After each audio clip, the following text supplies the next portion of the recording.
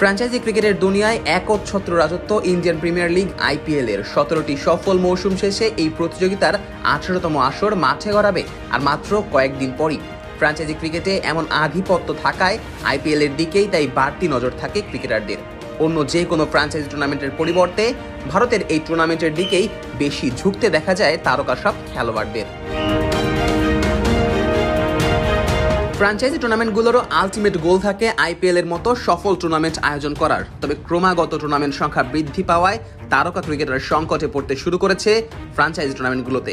তার উপর যদি একই সাথে বিভিন্ন টুর্নামেন্ট চলমান থাকে তাহলে তো কথাই নেই। কোন ক্রিকেটার কোন দলে খেলবে তা নিয়ে চলে এক স্নায়ু যুদ্ধ। আর সে কারণেই খেলোয়াড় চুক্তির ক্ষেত্রে এখন আরো কঠোর হয়েছে প্রতিটি টুর্নামেন্টের আয়োজক কর্তৃপক্ষ। চুক্তি করেও গুরুতর কোনো কারণ ছাড়া না খেললে আইনি ব্যবস্থা থেকে শুরু করে খেলোয়াড়দের নিষেধাজ্ঞা দেওয়ার মতো কঠোর সিদ্ধান্ত জানাতেও দ্বিধাবোধ করছে না আয়োজকরা। এবার এমনই এক কাণ্ডের শিকার হলেন প্রোটি অলরাউন্ডার করবিন বশ। পিএসএল এ খেলবেন বিধায় পিসিবির সাথে চুক্তিবদ্ধ হয়েছিলেন এই অলরাউন্ডার। জানুয়ারিতে অনুষ্ঠিত হওয়া ড্রাফটে নামও ওঠে বশের, আর সেখানে ডায়মন্ড ক্যাটাগরিতে থাকা বশকে নিজেদের দলে ভেড়ায় পেশোয়ার জালমি। এতক্ষণে অবশ্য সবকিছু ঠিকই ছিল, তবে বিপত্তি বাধে তারই স্বদেশি পেসার লিজার্ড উইলিয়ামসের ইনজুরিতে। মুম্বাইয়ের হয়ে খেলার কথা থাকলেও চোটের কারণে শেষ পর্যন্ত সরে যেতে হয় এই পেসারকে।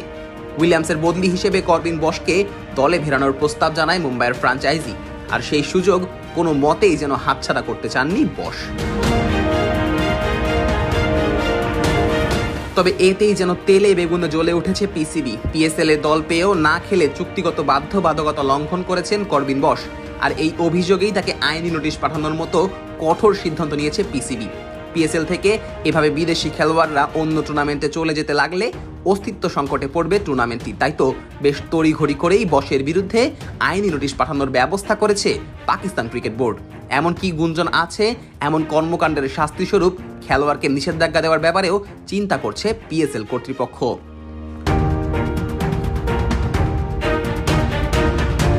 নিজেদের অস্তিত্ব রক্ষার্থে এমন কঠোর পদক্ষেপ অবশ্য আইপিএল কর্তৃপক্ষ আগেই নিয়েছে। এবারের মেগা নিলামে 6,25,00,000 রুপিতে ইংলিশ ক্রিকেটার হ্যারি ব্রুককে দলে ভিড়িয়েছিল দিল্লি ক্যাপিটালস, কিন্তু দল পাওয়ার পরও নাম তুলে নেন ব্রুক, আর সেটা মোটেই ভালো চোখে নেয়নি বিসিসিআই। নিলামে দল পাওয়ার পর যদি কোনো খেলোয়াড় নিজেকে সরিয়ে নেন তাহলে পরবর্তী 2 আসরের জন্য তাকে বহিষ্কার করা হবে। নতুন এই নিয়ম অবশ্য আগে থেকেই জারি করেছিল বিসিসিআই। আন্তর্জাতিক ক্রিকেটের প্রস্তুতিকে প্রাধান্য দেওয়ায় এবার হ্যারি ব্রুককে পড়তে হয়েছে এই নিষেধাজ্ঞার আওতায়।